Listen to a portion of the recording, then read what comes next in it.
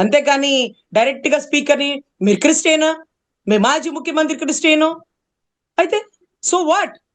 ఏదేదో చెప్తారు చూడండి పవన్ కళ్యాణ్ గారి డైలాగ్, నువ్వు నందా అయితే నేను బద్రి బద్రీనా సో వాట్ అంటాడు చూడండి.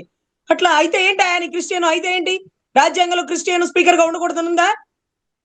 అసలు రాజ్యాంగంలో స్పీకర్ ని మీరే మతము, మీరు క్రిస్టియనా అని అడిగే సంస్కారం ఉందా? అది సభా సంస్కారమేనా? అది మీ తెలుగుదేశం డిసిప్లినరీ దాంట్లో ఉందా? మరి ఇప్పుడు ఇమీడియట్ గా ఆయన సస్పెండ్ చేస్తారా? ఆయన మినిస్ట్రీ తీసేస్తారా? మాకెందుకులేండి, కానీ చాలా జాగ్రత్తగా మాట్లాడండి, సభా మర్యాదని పాటించండి. ఎవరు ఏ మతమైనా మీకు అనవసరం.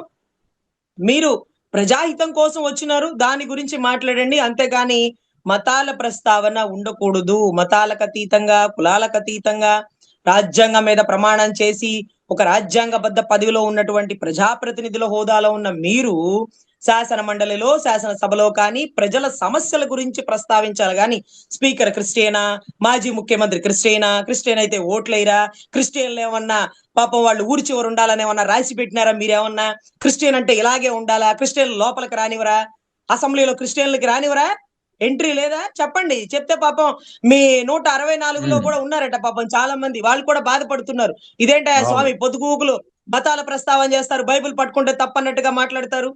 సో దయచేసి దాని ప్రస్తావన వద్దండి. సబ్జెక్ట్ టు సబ్జెక్ట్ మాట్లాడదాం.